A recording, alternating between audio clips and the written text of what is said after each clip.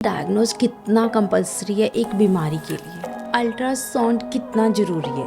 Ultrasound बहुत ही wonderful modality है अगर वो अच्छे से की जाए तो। किडनीज के ऊपर बात करते हैं या लीवर के ऊपर, क्या इसकी भी बीमारियां इजीली पकड़ी जा सकती हैं? किसी डॉक्टर ने बोला कि एमआरआई कराओ, जिस डॉक्टर ने ऑपरेशन किया था उन्होंने बोला नहीं नहीं एमआरआई नहीं कराना। ऐसा क्यों? हम ब्रेस्ट कैंसर के ऊपर बात कर रहे हैं, मेमोग्राफी के ऊपर बात कर रहे हैं। क्या आप स्टेजेस भी बता देते हो यहाँ पे कि फर्स्ट स्टेज, सेकंड स्टेज या थर्ड स्टेज? बिल्कुल वो स्टेजिंग करना भी हमारा ही काम है। अक्सर आपने गली मोहल्ले बंगाली बाबाज बैठे हैं या कोई और छोटे छोटे डॉक्टर्स बैठे हैं जो आपको कहीं भी पेन होता है तो वो मेडिसिन दे देते हैं, आप ठीक हो जाते हो, है ना। डायग्नोज तो हुआ ही नहीं है, वो कितना हार्मफुल है। तो कोई आया पेशेंट, वो बिल्कुल अवेयर नहीं है कि उसको कैंसर है, तो आपको पता चल जाता है कैंसर है, तो कैसा रहता है आपका रिएक्शन? आप उस टाइम बताते हो, कैसे करते हो? तो कई बार रिएक्शन इमोशनल हो जाते हैं।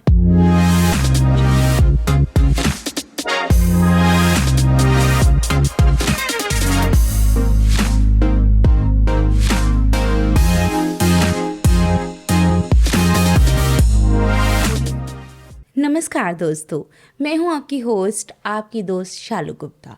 लेके आई हूँ पॉडकास्ट विद द शालूम का एक नया एपिसोड, जहां पे हम आपको देते हैं ढेर सारी जानकारी और मिलाते हैं इन्फ्लुएंसर से, डॉक्टर से, मेंटोर से, आर्टिस्ट से, और देते हैं आपको ढेर सारी जानकारी जिससे बनते हो आप अपनी लाइफ के मास्टर। मैं आज जिनको मिलाने जा रही हूँ वो हैं डॉक्टर मुकेश जिंदल जी, जो कि हैं एमबीबीएस एमडी रेडियो डायग्नोजिस्ट। उनसे जानेंगे हम कि डायग्नोजिस्ट कितना ज़रूरी है, कैसे होता है, क्या सिस्टम है। डॉक्टर साहब, आपका बहुत बहुत स्वागत है। थैंक यू मैडम जी, आपने आज हमें बुलाया और जो हम अपने विचार आपके सामने और अपने लोगों के सामने रखेंगे, इसके लिए बहुत बहुत शुक्रिया आपका। सर, पहले तो मैं आपसे जानना चाहूँगी कि डायग्नोज कितना कंपलसरी है एक बीमारी के लिए? मैडम जी, डायग्नोसिस जो है बहुत ही ज़्यादा इम्पोर्टेंट है, क्योंकि जो हमारा ट्रीटमेंट है वो डायग्नोसिस पे डिपेंड करता है। अगर हमारा डायग्नोसिस सही नहीं होगा तो ट्रीटमेंट सही नहीं होगा उसका।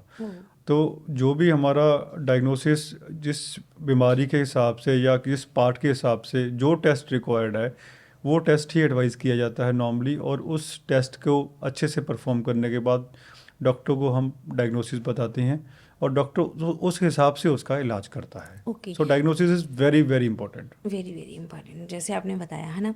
पहले तो मैं एक चीज़ जानना चाहती हूँ, जब डायग्नोसिस की बात आती है तो क्या मतलब क्या क्या टाइप के डायग्नोसिस होते हैं? डायग्नोसिस में जो हमारे फील्ड में जो मोडेलिटीज़ हैं वो right from the very beginning, X ray जो बहुत पुराना आपको पता ही है, जैसे हाँ जी। एक्सरे है, फिर उसके बाद अल्ट्रासाउंड है, डॉपलर है, मैमोग्राफी है, इकोकार्डियोग्राफी है, सीटी स्कैन है, एमआरआई है, ईसीजी है, लेबोरेटरी इन्वेस्टिगेशंस है।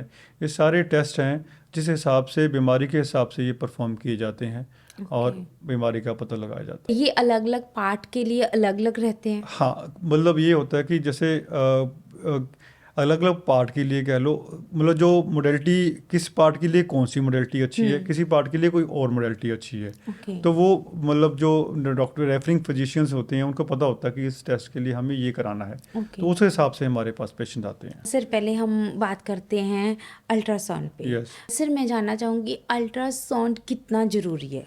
अल्ट्रासाउंड बहुत ही वंडरफुल मोडेलिटी है अगर वो अच्छे से की जाए तो अल्ट्रासाउंड का डायग्नोसिस हम मोरोलेस तो हम काफ़ी पार्ट्स का होता है। जैसे मेनली अल्ट्रासाउंड जो आपने सुना होगा वो एब्डोमेन का मेन मानते हैं। हाँ जी। तो अल्ट्रासाउंड एब्डोमेन का, हमारी जो एब्डोमेन की सारी बीमारियां हैं, जैसे कोई लीवर की है, गॉल ब्लैडर की है, पेनक्रियास की है, स्प्लीन है, किडनीज है, यूट्रस है, ओवरीज है, प्रोस्टेट है मेल्स में, ठीक है, स्क्रोटम, टेस्टिस, मतलब इतनी ज़्यादा यूज़फुल मोडेलिटी है कि इसमें इतनी मतलब बहुत नंबर ऑफ कंडीशंस हैं जो हमें अल्ट्रासाउंड पे डायग्नोसिस बताती हैं। सर, जैसे आपने बताया कि अल्ट्रासाउंड में हमें बहुत सारी चीज़ें बताती हैं, मैं अब प्रेग्नेंट मदर्स के लिए जो अल्ट्रासाउंड होते हैं उसके ऊपर बात करना चाहती हूँ आपसे। बहुत इंपॉर्टेंट है अल्ट्रासाउंड का, जो प्रेगनेंसी जो से लिंक जो अल्ट्रासाउंड है उसका बहुत बड़ा रोल है। आपने देखा होगा पहले जब अल्ट्रासाउंड नहीं था तो बहुत सारे बच्चे, कोई कैसे पैदा हो रहा है, किसी में कौन सा पार्ट मिसिंग है, ठीक है, किसी में कोई पीछे स्पाइन में कोई इतना बड़ा वो है, फोड़ा है, लंप है, या किसी का ब्रेन नहीं बना हुआ है, तो ऐसे बच्चे डिलीवर हो जाते थे। कोई डाउन सिंड्रोम का बच्चा है जिसमें हम ट्राइसोमी 21 होती है, तो वो मतलब it is a burden, life long burden on the family as well as on the society as a whole.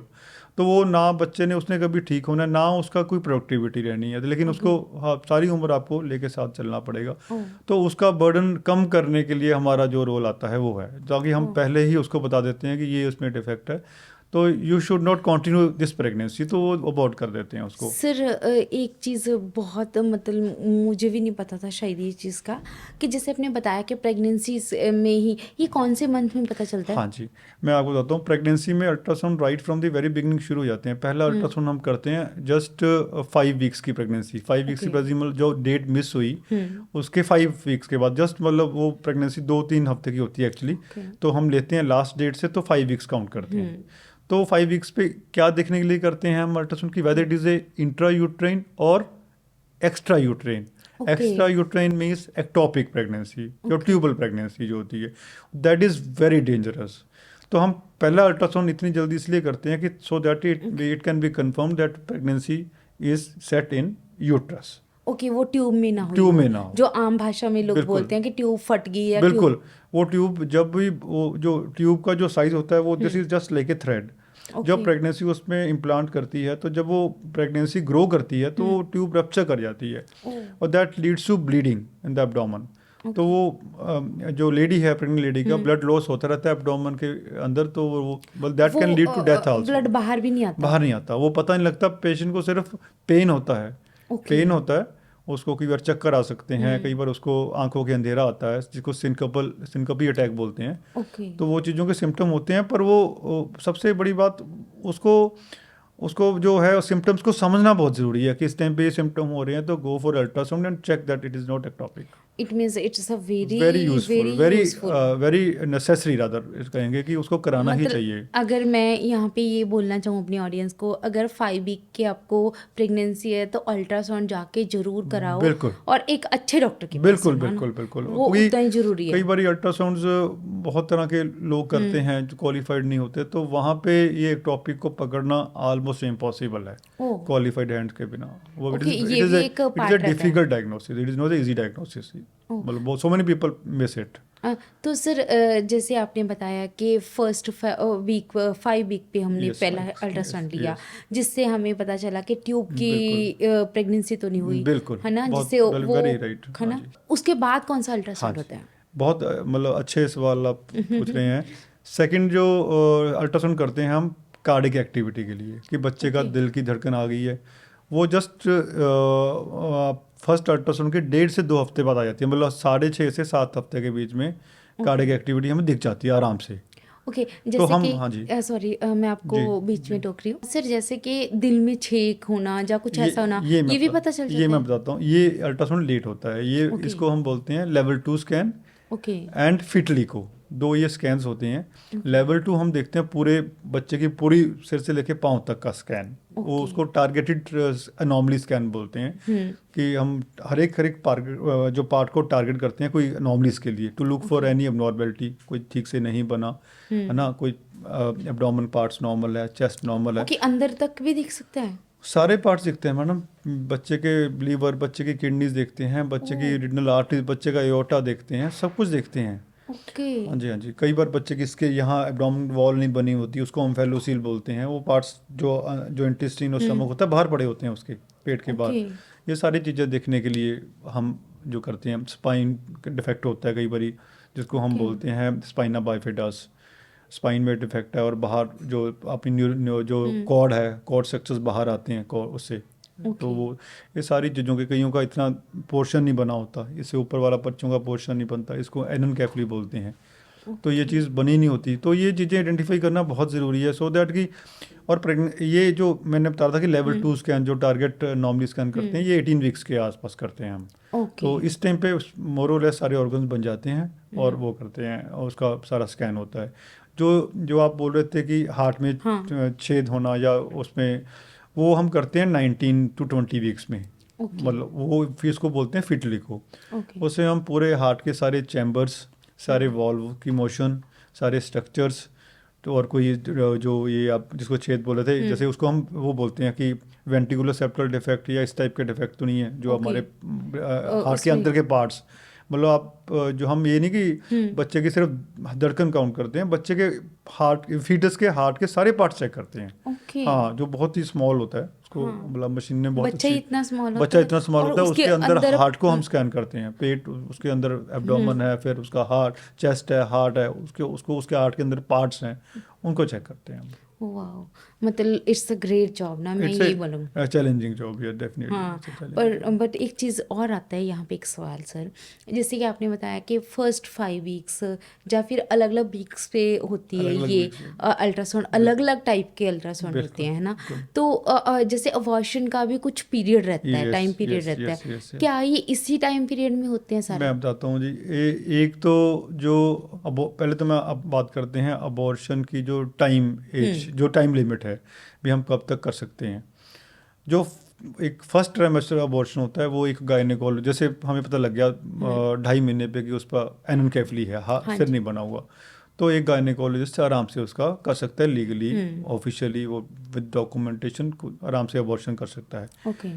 और एक हम फिर सेकंड बात करते हैं, जैसे लेवल 2 स्कैन की है जो 18 वीक्स पे हम करते हैं नॉर्मली। हाँ जी। उस पे अगर कोई अनोमली आती है, कोई एबनॉर्मेलिटी है फिर बच्चे के किसी भी बॉडी के किसी पार्ट में, तो उसमें भी अबॉर्शन कर सकते हैं। Okay.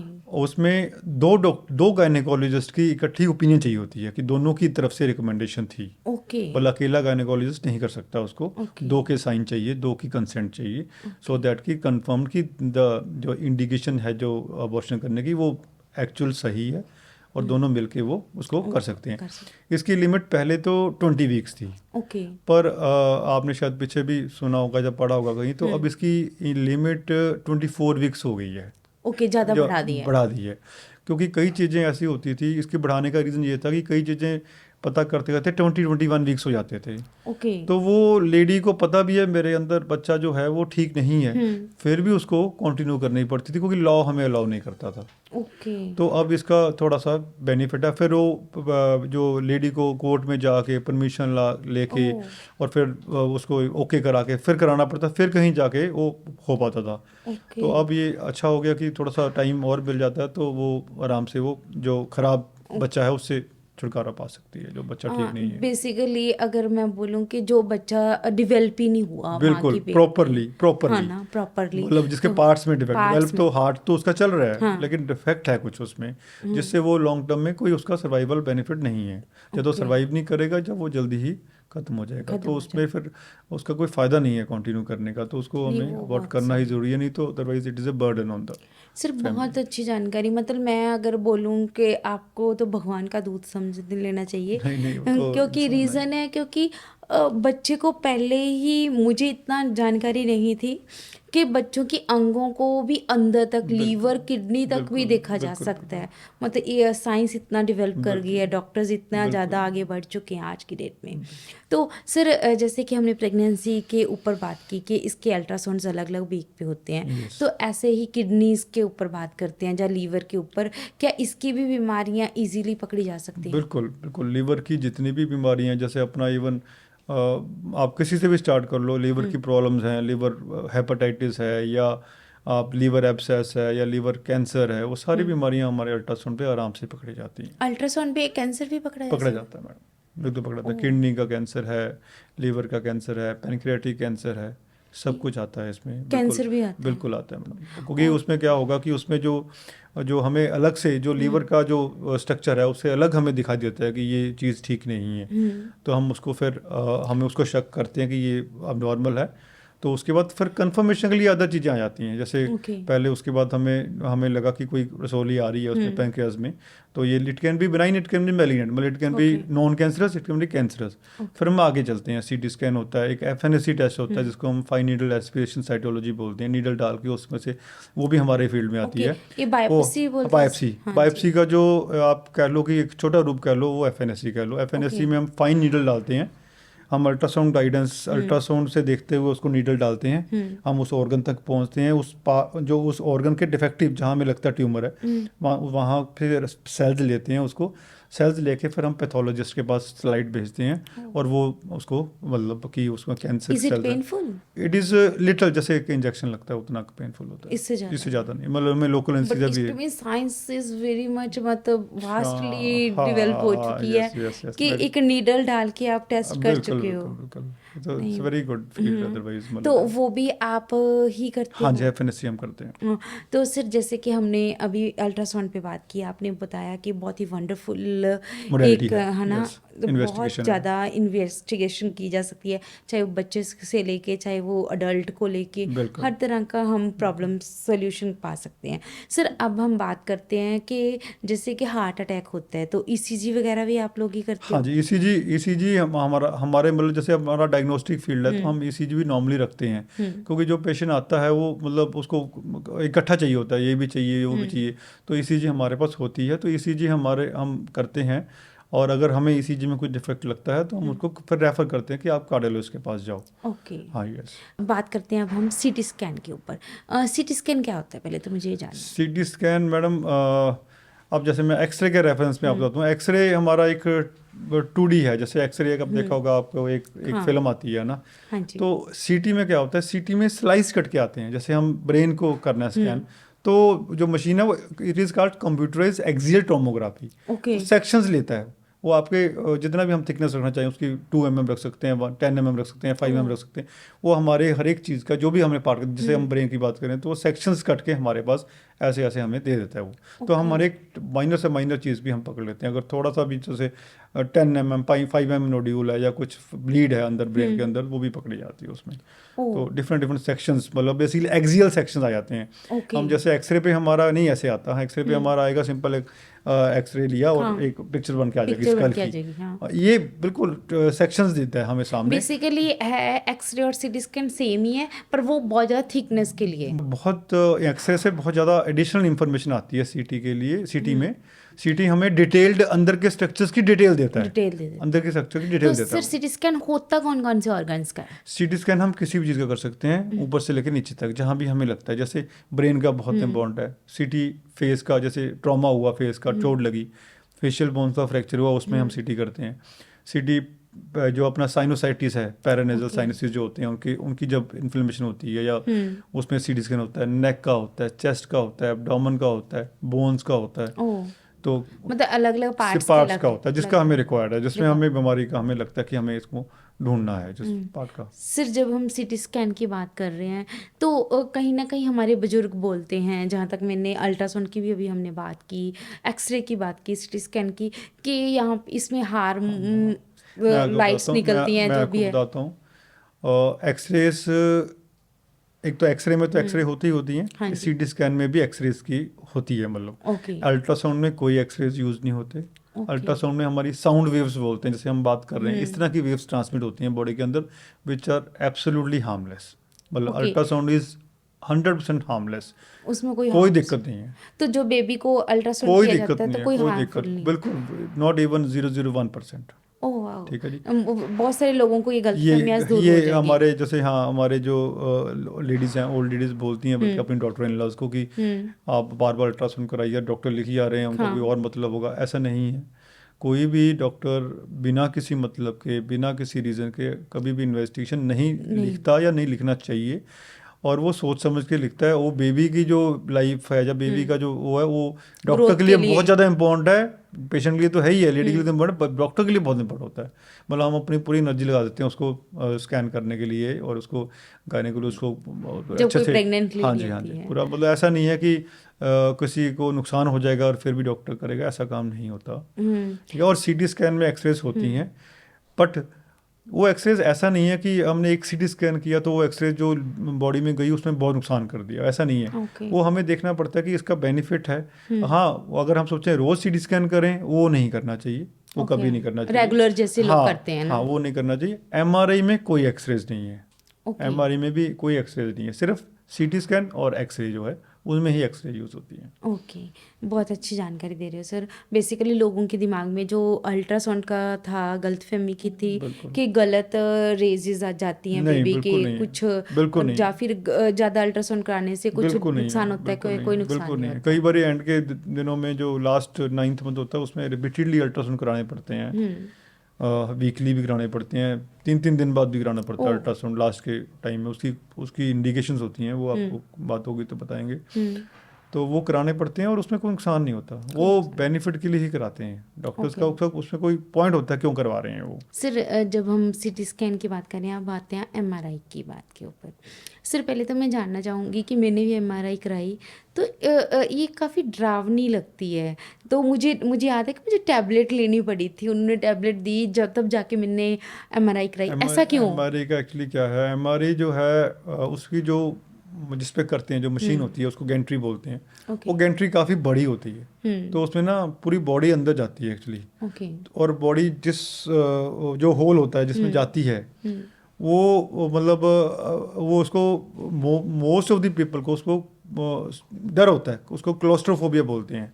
Okay. Claustrophobia is fear of closed spaces. हाँ। कई लोगों को होता है कि मैं बंद हो गया या, बंद हो तो उस टाइप का है फोबिया, वो दैट इज नोन, हमें मतलब हम पढ़ते हैं उस चीज़ को कि एमआरआई का क्लोस्ट्रोफोबिया होता है। तो इसलिए शायद आपको भी डर लेनी लगा। पड़े। तो बहुत लोग विद टाइम कुछ ऐसी मशीनें भी आई हैं जिसमें कि जो होल है इसको वाइड गेंट्री, वाइड होल बोलते हैं गेंट्री, तो वो थोड़ा साइज़ बड़ा है तो थोड़ा सा उसको क्लोस्ट्रोफोबिया का जो है कम होता है रात को। ओके। कुछ ऐसी आई हैं मशीनें, तो वो इसी चीज़ को कम करने के लिए बेसिकली हो गई हैं। हाँ सर, जब एमआरआई की बात करते हैं तो एक चीज़ और आती है, एमआरआई होता किस लिए पहले एम तो? हाँ, अब मैं आपको बताता हूँ कि एम कैसे डिफरेंट है बाकी चीज़ों से। एक तो एम में एक्सरेज यूज़ नहीं होती, जैसे कि मैंने पहले आपको बताया। ओके, ठीक है, ये भी हार्मफुल नहीं है? ये एम हार्मफुल नहीं है। ओके। ठीक है जी। तो एम का अब सीटी स्कैन के ऊपर क्या एडवांटेज है, हम ये ओके। बात करते हैं कि एम की क्या जरूरत है जब सीटी स्कैन है। सीटी तो स्कैन हो गया। सीटी मैंने आपको बताया था कि सीटी में हमारे एक्सियल कट्स आते हैं। हाँ axial means this one, this much. Axial का सेक्शन ये है, ओके। ठीक है, बॉडी ऐसे ऐसे कटेगी जो, ठीक है। एम में हम हर तरह के कट्स ले सकते हैं। दिस वन, इसको हम सैजिटल कट बोलते हैं। ओके, हाँ, बेसिकली वो एक ही टाइप डिफरेंट के। प्लेन, हाँ, हाँ। डिफरेंट प्लेन्स में वो दिखाता है हमें। एम ऐसे भी ले सकते हैं, एम कोरोनल कट्स भी ले सकते हैं, ओके। एम एक्सियल कट्स भी ले सकते हैं। मल्टी प्लेनर बेसिकली इमेजिंग है वो, ओके। हमें मल्टीपल प्लेन्स में जो है वो दिखाती है जो पिक्चर बेसिकली ये सीटी स्कैन से अप है। अप है। और डायग्नोस सेम ही करते हैं डायग्नोसिस दोनों? नहीं, कुछ चीज़ों में सीटी स्कैन बेटर है, कुछ चीज़ों में एम बेटर है। कौन कौन सी चीज़ें होती हाँ, हैं सर? जैसे सीटी है, सीटी एक तो जो जैसे हेड के ट्रॉमा हो गया, ट्रॉमा मतलब चोट लगना, इंजरी ओके। बॉडी अंदर ब्लीड होगी, जितने भी ब्लीडिंग वाले एपिसोड्स हैं, जैसे वो चाहे तो वो हेड का है, चाहे वो मतलब किसी भी पार्ट का है, उसमें वो बहुत इंपॉर्टेंट है। बहुत अच्छा रोल, अच्छी पिक्चर, मतलब अच्छा हाँ जी। डायग्नोसिस में हेल्प करता है वो सीटी स्कैन। ओके। एम जो है वो कुछ चीज़ों में, जैसे ब्रेन में एम इज़ बेटर देन सीटी। ओके। ठीक है। नंबर 2, स्पाइन, स्पाइन में एम इज़ बेटर देन सीटी। स्पाइन जो स्पाइनल पैथोलॉजी है, स्पाइनल ट्यूमर्स हैं, स्पाइनल इंजरीज हैं, स्पाइनल कॉर्ड जो है L4 L5 हिल हाँ जाती जी, है तब इसमें भी सारे डिस्क हैं। हाँ। इसमें सीटी का कोई बहुत रोल है ही नहीं। सीटी स्कैन हम नॉर्मली नहीं करते स्पाइन में अनटिल अनलेस वो कोई ट्रॉमा ना हो, इंजरी ना हो, तब तक हम सीटी एडवाइस नहीं करते। तो एमआरआई की जाती है। एमआरआई ही करते हैं। एमआरआई का बहुत ही अच्छा रोल है। पूरी स्पाइनल कॉर्ड, पूरी स्पाइन बहुत बढ़िया से आ जाती है, बड़ी डिस्क सबसे क्लियर दिखती हैं, कोई इशू नहीं है। फिर चेस्ट में जैसे हम करते हैं, चेस्ट में सीटी बहुत अच्छा रोल प्ले करता है। हाई रेजोल्यूशन सीटी जो है चेस्ट का हम करते हैं, उसमें एमआरआई नहीं, उसमें एमआरआई का रोल है, बट नॉर्मली हम सीटी स्कैन करते हैं। एमआरआई जैसे कुछ चीज़ों में एमआरआई भी हेल्प करता है, पर ऑलवेज प्रेफर कि सीटी हो जाए तो बेटर है। ठीक है जी। एब्डोमेन में दोनों मोडेलिटीज़ का अपना अपना रोल है। एब्डोमेन में सीटी भी करते हैं और कई जगह एमआर भी करना पड़ता है। जैसे हाँ, जैसे कुछ चीज़ें जैसे सीबीडी, उसको एमआरसीपी बोलते हैं, सीबीडी और गॉल ब्लैडर को देखने के लिए, उसमें हम एमआरसीपी एमआरआई के ऊपर करते हैं। तो ये अल्ट्रासाउंड से अप हो जाता है? उसमें मैं आपको बताता हूँ, अल्ट्रासाउंड में कुछ चीज़ें ऐसी होती हैं कि वो अल्ट्रासाउंड पे डायग्नोसिस हो जाती हैं और सीटी पे नहीं होती। जैसे मैंने आपको बताया एक्टोपिक प्रेगनेंसी है, ठीक है, और ऐसी ऐसी कई कंडीशंस हैं जो, लेकिन डेफिनेटली ये मोडेलिटीज़ उससे आप आती हैं क्योंकि ये लेट आई हैं और ये उससे बेटर आई हैं, उससे बेटर आई हैं, एडवांस कह सकते हो उसको। बट ऐसा नहीं है, पर अल्ट्रासाउंड को मैच इसलिए नहीं कर पाती कि अल्ट्रासाउंड रेडीली अवेलेबल है, बहुत चीपर कॉस्ट पे है ना, मतलब, और 5-10 मिनट में अल्ट्रासाउंड हो जाता है। सीटी बड़ी मोडेलिटी है, छोटे शहर में सीटी नहीं मिलता, सीटी या और एमआरआई। दूसरी बात, इनकी कॉस्ट के ऊपर भी बात करना हाँ जी, हाँ जी। चाहूंगी मैं। जो एमआरआई है, एक नॉर्मली क्या कॉस्ट रहती है? एमआरआई की जो कॉस्ट नॉर्मली आप ये मान लीजिए कि 2,500-3 हज़ार से लेके 5,000, 6,000, 8,000 तक जाती है, वो डिपेंडिंग अपॉन द कितना स्टडीज में कितनी स्टडीज चाहिए कितनी, आपको। हाँ जी, कितनी टाइप की सीक्वेंसेज हैं। और जो अल्ट्रासाउंड है उसके अल्ट्रासाउंड का नॉर्मली रेट आप ये मान लो कि 700-800 से लेके 1,200 तक है। और जो प्रेगनेंसी के स्कैन्स हैं वो थोड़े कॉस्टली हैं, जो मैंने आपको बताया। जो एडवांस स्कैन्स हैं, जो लेवल 2 टारगेट एनोमली स्कैन है, वो है 2,000 तक का रेट है यहाँ पे अपने मतलब इन सिटीज़ में। दिल्ली में उसका रेट 5,000 तक भी जाता है, 5,000, 8,000 तक भी जाता है। और जो सीटी स्कैन है, सीटी स्कैन का रेट आप मान लीजिए 1,500 से लेके 5,000 तक है उसका। तो सर ये इतना रेट क्यों होता है? क्योंकि मशीनें इतनी महंगी है। मशीन कॉस्टली है, मशीन्स कॉस्टली हैं, उसकी वियर एंड टियर है, उसकी एएमसीज कॉस्टली हैं, जो उसका पार्ट अगर कुछ ख़राब हो जाए वो बहुत कॉस्टली है। रेगुलर मेंटेनेंस जो हम एनुअल कॉन्ट्रैक्ट लेते हैं वो बहुत कॉस्टली है। ओके, इसलिए ये टेस्ट महंगे लगते हैं। तो सर जब हम एमआरआई की बात कर रहे हैं, तो मेरी मदर का नी सर्जरी हुई थी, तो मुझे याद है कि जब उनकी नी सर्जरी के बाद उनको काफ़ी सारी प्रॉब्लम्स आई, क्योंकि उनकी सर्जरी कहीं ना कहीं ठीक नहीं हुई थी उस टाइम। तो उनको किसी डॉक्टर ने बोला कि एमआरआई कराओ, पर जिस डॉक्टर ने ऑपरेशन किया था उन्होंने बोला नहीं नहीं, एमआरआई नहीं कराना। ऐसा क्यों? ये जो एमआरआई हम करते हैं मैडम, इसमें ना मैग्नेटिक, एमआरआई का मतलब है मैग्नेटिक रेजोनेंस इमेजिंग। तो इसमें मैग्नेटिक फील्ड क्रिएट होता है मशीन जहाँ पे अपना पेशेंट लेटता है। तो उसमें कोई भी जो आयरन की चीज़ है, कोई भी जो मेटेलिक चीज़ है, वो उसकी तरफ वो चुंबक जिसको हम बोलते हैं, है ना, वो खींची चली जाएगी वो। तो वो इट कैन बी वेरी मतलब डेंजरस। तो जो भी इम्प्लांट्स होते हैं, जो भी डालते हैं, तो वो अब आजकल ऐसे इम्प्लांट भी आने लगे हैं जो एमआरआई कंपेटेबल हैं। आजकल उसका भी मतलब वो नई चीज़ें आ रही हैं, सो दैट कि बाद में अगर एमआरआई कराना पड़े तो वो एमआरआई कंपेटेबल हो, ताकि एमआरआई कर सके।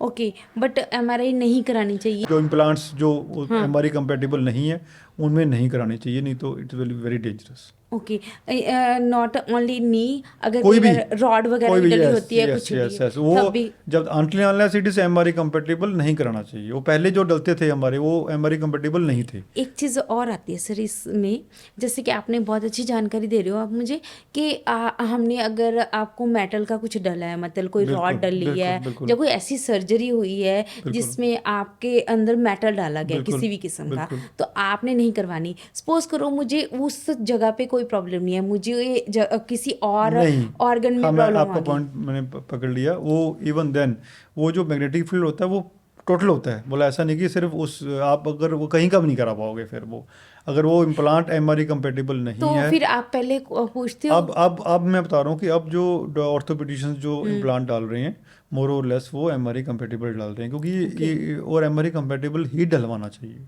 क्योंकि एमआरआई तो देखो, कभी भगवान ना करे कभी भी किसी को जरूरत पड़ती है, तो वो आपको फिर अगर आप एमआरआई ना करा पाओ तो दैट इज़ नॉट राइट। मैं अपनी ऑडियंस को इस जगह पे बताना चाहूँगी कि अगर आपकी कोई सर्जरी हुई है या कोई आपकी मेडिकल हिस्ट्री है, तो हमेशा डॉक्टर से कुछ नहीं छुपाना चाहिए, हमेशा बताना चाहिए। Totally disclose. पहले हिस्ट्री लेते हैं एमआरआई करने से पहले। आपने देखा होगा कभी कराई होगी तो अपनी चेन उतार देते हैं, अपनी बैंगल्स उतार देते हैं, इस टाइप से। कोई भी ऐसी मेटालिक चीज़ नहीं होनी चाहिए।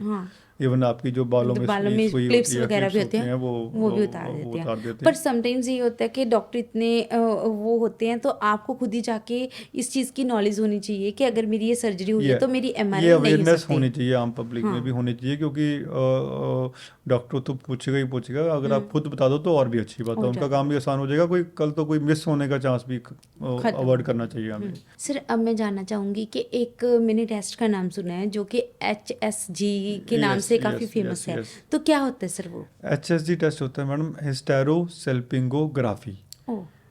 ये टेस्ट बेसिकली हम करते हैं यूट्रस और फेलोपियन ट्यूब्स, जो ट्यूब्स होती हैं उनको आउटलाइन करने के लिए। ये करते किस में हैं? ये हम करते हैं जैसे इनफर्टिलिटी है, लेडी में प्रेगनेंसी नहीं हो रही, तो इसका मतलब कहीं ना कहीं तो कोई प्रॉब्लम है। तो ट्यूब्स की पेटेंसी के लिए, क्योंकि जो एग है वो ट्रांसफर करता है ओवरी से लेके यूट्रस तक, वो उस ट्यूब के थ्रू करता है। अगर उस ट्यूब में ब्लॉकेज है तो एग वो ट्रांसफ़र नहीं होगा तो प्रेगनेंसी नहीं हो पाएगी। ओके। तो उसको देखने के लिए हम करते हैं, हम क्या करते हैं, हम कॉन्ट्रास्ट इंजेक्ट करते हैं थ्रू जो हमारा यूट्रस की जो ओपनिंग होती है वहाँ पे हम कैनुला लगा के उसमें कॉन्ट्रास्ट इंजेक्ट करते हैं और कॉन्ट्रास्ट वो यूट्रस से होके फिलोपियन ट्यूब से होके वो फ्री स्पिल दिखाता है हमें। अगर वो फ्री स्पिल आती है दैट मीन्स की ट्यूब्स आर पेटेंट। अगर वो कहीं ब्लॉक होता है तो वहीं रुक जाता है, कॉन्ट्रास्ट आगे नहीं जाता। तो दैट इज़ हमें वो डायग्नोसिस में हेल्प करता है और हम फिर उसको रिपोर्ट देते हैं कि ऐसे करके ये ट्यूब्स तो फिर पेटेंट उसका है, ट्रीटमेंट फिर होके अकॉर्डिंग ट्रीटमेंट हो जाता है। गायनिकोलॉजिस्ट वो हम उसको रेफर कर देते हैं और गायनिकोलॉजिस्ट वो ट्रीट करता है। अगर मैं बोलूँ कि ये डिपार्टमेंट बहुत हेल्पफुल है सब डॉक्टरों के लिए, बिल्कुल है बिल्कुल ना। अगर डायग्नोज ही नहीं सही नहीं होगा होगा तो कुछ नहीं बन ट्रीटमेंट नहीं हो सकता, है पाएगा। ना। बिल्कुल सर मैं अब जानना चाहूँगी कि आजकल आपको पता है ब्रेस्ट कैंसर बहुत ज़्यादा बिल्कुल है बिल्कुल ना। ब्रेस्ट कैंसर के लिए कहीं ना कहीं मैमोग्राफी की जाती है, बिल्कुल। ये कितनी हेल्पफुल है पहले तो मुझे ये बताओ। मैमोग्राफी मैडम दो तरीके से की जाती है, एक ओके। एक्सरे मैमोग्राफी होती है, एक अल्ट्रासाउंड मैमोग्राफी होती है। Ultrasound okay. मैमोग्राफी को हम सोनो मैमोग्राफी भी बोल देते हैं। Sono okay. Means ultrasound, okay. That is called sono mammography. Hmm. तो दोनों जी मोडेलिटीज एक दूसरे के साथ जुड़ के काम करती हैं। वो हम्म। दोनों मोडेलिटी इंडिपेंडेंट नहीं है। ओके। कुछ चीज़ों को एक्सरे मैमोग्राफी जल्दी पकड़ता है और कुछ चीज़ों में अल्ट्रासाउंड मैमोग्राफी अच्छे से अच्छा। वो दिखाता है। तो वो दोनों नॉर्म आइडियली दोनों चीज़ें इकट्ठी करनी चाहिए सो दैट कि कोई चीज़ मिस ना हो। मैमोग्राफी का बहुत ही इंपॉर्टेंट रोल है। ब्रेस्ट कैंसर बहुत ही एक लीडिंग कॉज ऑफ डेथ है अभी तक हमारे कंट्री में, बहुत इंपॉर्टेंट कॉज ऑफ मोर्टेलिटी है इन लेडीज़। और आज की डेट में तो बहुत अर्ली केसेस में भी सी ब्रेस्ट डायग्नोस होने लगे हैं। तो it is very very necessary to go for that. और वो आप उसके कई कई चीज़ें हैं कैसे how to basically look for breast cancer. Sir जैसे आपने अभी हम ब्रेस्ट कैंसर के ऊपर बात कर रहे हैं, मामोग्राफी के ऊपर बात कर रहे हैं, क्या आप स्टेजेस भी बता देते हो यहाँ पे कि फर्स्ट स्टेज, सेकंड स्टेज या थर्ड बिल्कुल स्टेज है? बिल्कुल वो स्टेजेस, बिल्कुल वो स्टेजिंग करना भी हमारा ही काम है। वो भी आप ही वो भी करते हमारा ही हो? काम है। वो कैंसर की कोई भी स्टेज को वो ढूंढना भी बिल्कुल आपका? हमारा काम है। हमारी उसकी ग्रेडिंग होती है। पहले तो ये कोई भी जैसे कोई गांठ ब्रेस्ट में मिली हमें, पहले तो हम उसको बायराइट्स क्लासिफिकेशन से देते हैं कि इसमें ओके। कितने % चांस है मैलिग्नेंसी होने का, कितने % चांस है non malignancy non cancerous. Non cancer. तो वो हम ग्रेडिंग देते हैं, जैसे बायराइट्स 3 है या 4 है या 5 है। 5 है तो 100% मैलिग्नेंसी होने के चांस 50 से 100% चांस है। 4 है तो उसको 5 से 50% चांस है।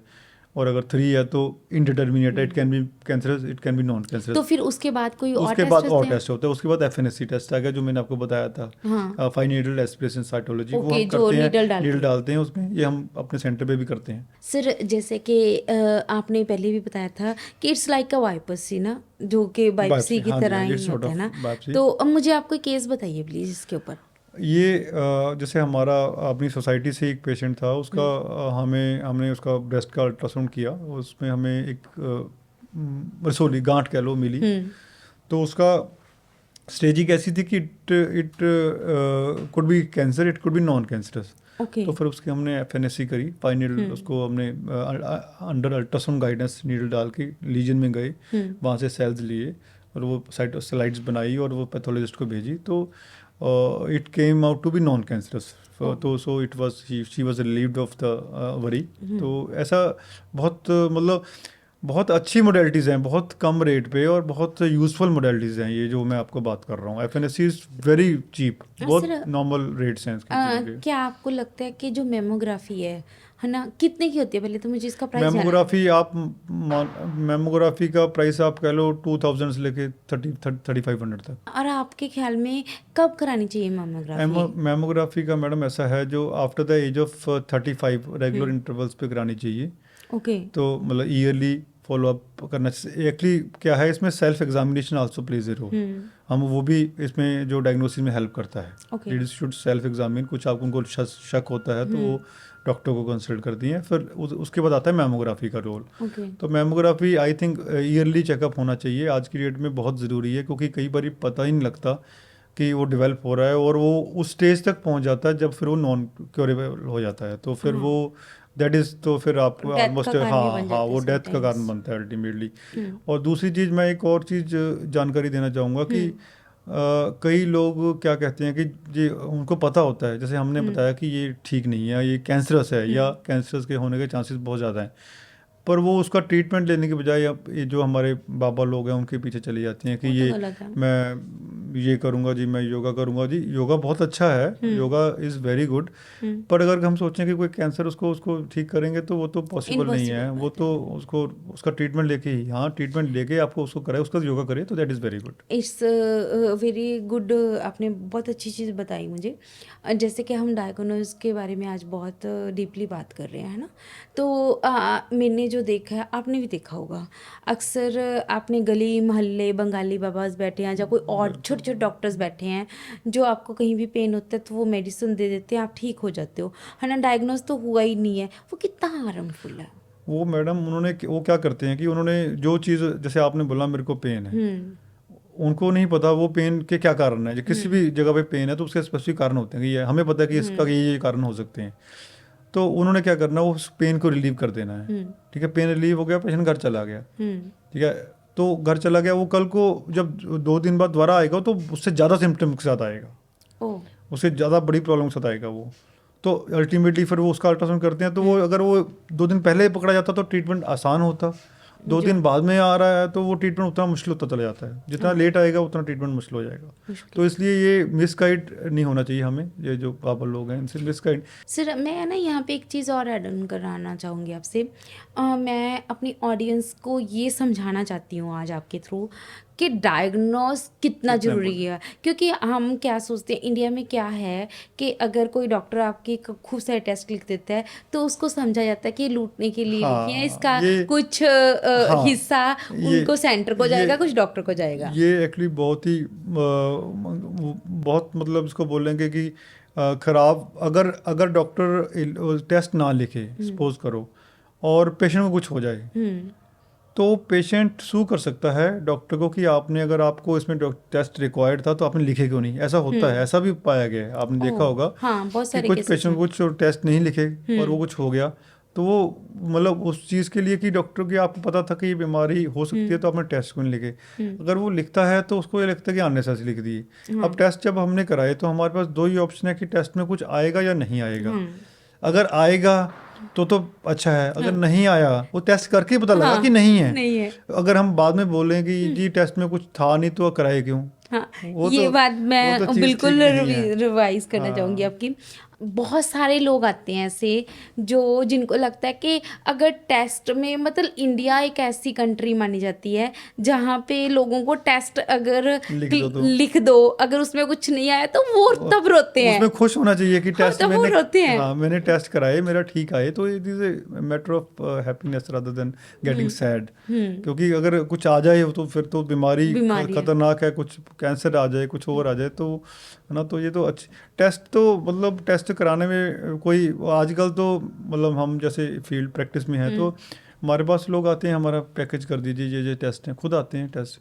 जितने actually it all depends upon your literacy. मेरे को लगता है कि जितना हाँ, आप कहीं ना लिटरेट हो, कहीं डिपेंड जितना आप करता है। अपनी हेल्थ के लिए कंसर्न कंसिडरेट हो, उतना ही आप और वो तो कराना चाहिए डेफिनेटली। हम अपना भी कराते हैं, नहीं, आप वो तो अपना भी जरूरी कराते है। हैं पैकेज। हम अपना ये हर 6 महीने बाद 5 महीने बाद हम करा लेते हैं अपना टेस्ट भी। नहीं, वो बहुत ज़रूरी है मेरे ख्याल में। हाँ क्योंकि देखो बिना अगर आपको चीज़ का पता ही नहीं है तो वो बीमारी का इलाज ही नहीं बिल्कुल हो बिल्कुल। सकता। हम देखो, हम रूटीन में हम पिज़्ज़ा खाने जाते हैं या मूवी देखने जाते हैं तो हमारा 3-4 हज़ार का 3-4 खर्चा हज़ार और आराम मामूली से आता बात है है। एक फैमिली का। तो अगर हम पैकेज कराते हैं तो उसमें उससे कम खर्चा होता है और पूरी हेल्थ का पता लग जाता है। तो I think pizza it's should, a we good can thing. Avoid pizza, और जिसका हमें नुकसान है। आई थिंक जो आपने पैकेज वाली बात बोली उसके ऊपर भी मैं कुछ बात करना चाहूँगी यहाँ पे। ये पैकेज कितने के रहते हैं, पहले तो मुझे ये बताना है। पैकेज का रेट वैसे मैडम वेरी करता है, मतलब एक बेसिक 500-700 से भी शुरू हो जाता है, तो इट गोज ऑन टिल 4,000-5,000 तक भी जाता है। ओके। उसमें डिपेंडिंग अपॉन टेस्ट ऐड होते रहते हैं। जैसे कोई अल्ट्रासाउंड ऐड कराना है, एक्सरे है, अल्ट्रासाउंड है, ईसीजी है, सब कुछ। वो सारा इको है, और पूरी बॉडी का liver function, kidney function, lipid profile, PSA levels in males and CA 125 levels in females, ये जो कैंसर मार्कर की बात कर रहा हूँ, depending upon the number of test. तो पैकेज, कई तरह के पैकेज बने होते हैं, आपने देखा होगा डिफरेंट डिफरेंट लैब्स के डिफरेंट डिफरेंट पैकेज आते हैं। सर एक तो चीज़ और, जब समटाइम्स ऐसा होता है कि कोई पेशेंट का, कोई आया पेशेंट वो बिल्कुल अवेयर नहीं है कि उसको कैंसर है, तो आपको पता चल जाता है कैंसर है, तो कैसा रहता है आपका रिएक्शन? आप उस टाइम बताते हो, कैसे करते हो? तो कई बार रिएक्शन इमोशनल हो जाते हैं। वो मैं बताऊंगा इमोशनल किस में होता है। हम नॉर्मली जो कैंसर वाली चीज़ है वो हम इतनी जल्दी नहीं बताते पेशेंट को। जैसे हमें पता लग गया कि इसमें ऑलमोस्ट श्योर है कि कैंसर है, तो हम पेशेंट को ये कहते हैं कि इसमें ऐसे ऐसे करके गांठ आ रही है। तो वो पॉइंट ऑफ कंसर्न है, मतलब आपको इसको बारे में सोचना पड़ेगा भी, इसको आगे टेस्ट और करना पड़ेगा। हाँ जैसे एफएनएससी टेस्ट है या कोई सीटी स्कैन है, तो वो आप टेस्ट करवाइए। पर घबराने वाली अभी कोई बात नहीं है, ऐसे कुछ नहीं है। तो हम डायरेक्टली नहीं बताते क्योंकि इट इज़ ए डेफिनेटली जैसे समटाइम्स ऐसा होता है कि किसी का बेबी हाँ बहुत मुश्किल से डिलीवर हाँ, वो मैं वही मैं उस पे प्रेगनेंसी आने आ वाला रही था कि जैसे वो उसमें इमोशनल थोड़ा हो जाता है कई बारी कि जैसे कोई केस बताइए सर जैसे मुझे। हाँ, जैसे हमारे पास आया प्रेगनेंसी के लिए, अल्ट्रासाउंड के लिए आया, और हमें दो तीन चीज़ें मैं बताता हूँ। जैसे एक तो बच्चे में डिफेक्ट नज़र आ गया हमें, ठीक है, उसमें उसमें हमें बताना भी पड़ता है, तरीके से बताना पड़ता है। मतलब ऐसा भी नहीं कर सकते कि जी उसका ये चीज़ नहीं बनी हुई, या उसमें हम बताते हैं कि बच्चा ठीक नहीं है, बच्चे में ऐसा ऐसा डिफेक्ट है, हेड में डिफेक्ट है या रीढ़ की हड्डी में डिफेक्ट है, तो आप जाइए और अपने गायनेकोलॉजिस्ट से हम रिपोर्ट दे रहे हैं आपको, आप जाके उनको चेकअप कराइए, कुछ ठीक नहीं है। तो उसमें वो फिर भी मतलब हम क्योंकि हमने बहुत ऐसे नहीं बोला कि जी, लेकिन कईयों में क्या होता है जैसे हार्ट बीट नहीं है बच्चे की, उसमें दिक्कत आती है, उसमें हमें बताना भी मैंडेटरी पड़ता है, क्योंकि इमीडिएटली बताना पड़ता है कि बच्चे की वो जो लेडी है वो नॉर्मली आपके अल्ट्रासाउंड कराने आई और उसका हार्ट बीट नहीं है, तो वो आपको बताना पड़ेगा कि हार्ट बीट नहीं है और you have to go for abortion. उसमें इमोशनल थोड़ा हो जाता है, उसमें कई तो बार फिर आप दिक्कत खुद आती भी है। हो जाती है उसके साथ इमोशनल। हमारा तो काम है, हम तो इमोशनल होके हमारा नहीं चलेगा काम, हमें तो पर बताना। समटाइम्स होता है कि आप अंदर से नहीं, हमारा तो अब बहुत मतलब हम इमोशनल, डॉक्टर को इमोशनल ठीक बुरा तो देखो लगता है, ऐसा नहीं कि बुरा नहीं लगता, लेडी के लिए हमें बुरा लगता है, बट एज फार एज उसका इमोशंस का वो हम उससे तो थोड़ा सा इमोशनली हाँ वो हमारा। सर जैसे हमने बहुत सारा अभी डायग्नोज के ऊपर एपिसोड किया, ये बातें की है ना, तो कुछ लोगों को ऐसे डायग्नोज होते हैं जिसमें लाइफ सेव नहीं की जा सकती अच्छा, है फिर ना। जब वो पता कि हाँ, वो डेथ वो होनी डेथ के नियर जा होने रहा होनी है है। ना। हाँ हाँ, तो ये तो वही है जैसे आपने बोला था कैंसर, कैंसर हाँ जब पता लगा कि स्टेज 4 है। हाँ स्टेज 4 कैसे पता लगा, जैसे उसमें कैंसर किसी चीज़ का और है लेकिन वो लिवर में चला गया, सेकेंडरी उसको मेटास्टेसिस हो गया। मेटास्टेसिस होता है कैंसर की साइड से दूर तक जाके चले जाना कैंसर का, मतलब वो फैल जाता ओके है, कैंसर फैलता है। कैंसर एक तो लोकल फैलता है, एक उसके सेल्स ब्लड के थ्रू कहीं भी चले जाते हैं, ब्रेन में चले गए, लंग्स में चले गए, लीवर में चले गए। जो वो स्टेज है that is called stage 4 cancer. Okay तो वो उसमें बचता नहीं है। उसका टाइम लिमिटेड होता है, फिर उसमें डिपेंडिंग अपॉन वो कौन सा कैंसर है, कितनी उसकी ग्रेडिंग कितनी खराब है या कितनी, तो यंग लोगों को भी वो हाँ निकलता हो है जाता सर। है। बच्चों को भी होता है कैंसर, ओह 10 साल के बच्चों को, 1 साल के बच्चे को भी कैंसर होता है। ओह माय गॉड, जैसे ये तो एक विलियम्स ट्यूमर है, हम्म जो किडनी का ट्यूमर है, वो बच्चों में होता है और वो बहुत यंग एज पे होता है। न्यूरोब्लास्टोमा है, वो 1 साल के बच्चे को भी होता है। तो ओह ये तो ऊपर वाले की। एनीथिंग। तो सर अभी एक चीज़ और जानना चाहूँगी और आपके थ्रू ऑडियंस को भी बताना चाहूँगी कि ऑडियंस को डायग्नोस कराना ज़रूरी तो है, ये तो हमने बात कर ली है। बिल्कुल तो डायग्नोस से डरना नहीं चाहिए। जैसे इंडिया में हमने अभी भी बात की थी कि लोग अगर डायग्नोस करके कुछ नहीं निकलता तो बड़े परेशान हो जाते हैं कि मुझे कुछ नहीं निकला, डॉक्टर ने इतने सारे पैसे खर्च करवा दिए। बिल्कुल तो बिल्कुल। उसके लिए आप लोगों को एक छोटी सी सलाह दे के जाइए आज। देखो जी, मेरा ये मानना है, जैसे कि मैंने पहले ही बताया कि जो हमारे यहाँ वी आर लकी कि इंडिया में जो मेडिकल जो कॉस्ट है बहुत ही नॉमिनल है। जो भी इवन टेस्ट भी हैं या अल्ट्रासाउंड, अगर आप इसके रेट को कंपैरिजन करेंगे बाहर फॉरेन के रेट्स के, बहुत चीप है हमारे तो। और एक आम आदमी आराम से जिसको कर कि आराम से अफोर्ड कर सकता है, तो वो अपनी हेल्थ के लिए उसको ही मतलब बहुत फ्रीक्वेंटली नहीं, हम ये नहीं कहते महीने में कराओ या 6 महीने में कराओ, आप साल में 2 साल में कभी एक बार ज़रूर कराना चाहिए। वो आपकी हेल्थ के लिए बेनिफिशियल है, क्योंकि कोई बीमारी है उसको जितना हम जल्दी डायग्नोसिस करेंगे उतना जल्दी क्या पूरा ट्रीट हो जाएगा। ओह जितना लेट करेंगे वो इनएडिक्वेट ट्रीटमेंट होगा, वो उसकी लाइफ ओके फिर डेंजरस है उसमें उसके लिए। तो हमें इसलिए हम टेस्ट करते हैं कि सो दैट कि जो जल्दी पता लगे और अच्छे से ट्रीट हो जाए। और आपने देखा होगा बहुत सारे कैंसर सर्वाइवर्स हैं, कैंसर के पेशेंट्स, इतने लोगों को हम जानते हैं जिनके क्या कैंसर है और वो बहुत अच्छी लाइफ जी रहे हैं। क्या रीज़न है, क्यों? कुछ कैंसर आपने देखा होगा आज हुआ और 2 महीने उसकी 2 डेथ हो गई, महीने तो क्या फ़र्क है? कैंसर तो वो भी कैंसर है, डायग्नोस। वो भी कैंसर, डायग्नोसिस का फ़र्क है, वो किस स्टेज पे डायग्नोज हुआ। स्टेज 1 स्टेज 2 पे जो कैंसर डायग्नोसिस होते हैं वो 100% क्योरेबल है, ओके। 100% क्योरेबल है वो।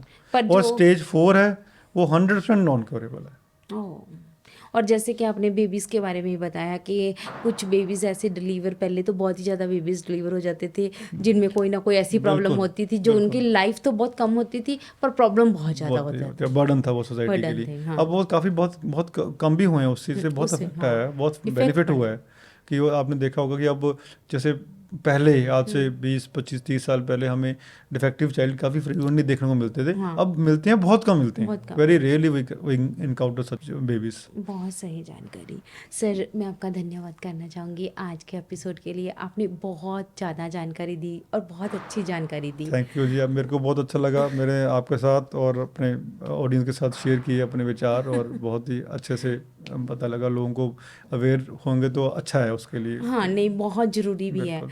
तो मैं इसके ऊपर यही बोलना चाहूँगी कि आज हमने मुलाकात की डॉक्टर मुकेश जिंदल जी से, जिन्होंने हमें बताया कि हमारी लाइफ में जानकारी होना, अवेयर होना और डायग्नोस होना कितना ज़रूरी है।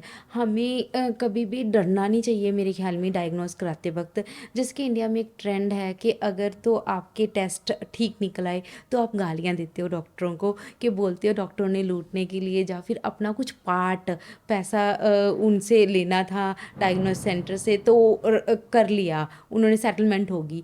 बट अगर आप सोचो तो वो आपकी सेहत के लिए है। जैसे कि डॉक्टर साहब ने आपको बताया कि अगर फर्स्ट या सेकंड स्टेज पर ही कैंसर का पता लग जाता है तो वो आपका केयर हो सकती है, आप ठीक अपनी बढ़िया से अपनी लाइफ जी सकते हो अपनी फैमिली के साथ। इसलिए डायग्नोस से डरना नहीं है, डायग्नोस बल्कि आपको अपने लिए खुद ब खुद भी करवा लेनी चाहिए, और ताकि आपकी लाइफ सेफ हो सके। और आखिर में मैं यही बोलना चाहूँगी, अगर आप अपनी जीवन के मास्टर बनना चाहते हो, अगर आप चाहते हो बहुत सारी जानकारी, तो पॉडकास्ट विद द शालू को लाइक, शेयर और सब्सक्राइब करना बिल्कुल मत भूलिए।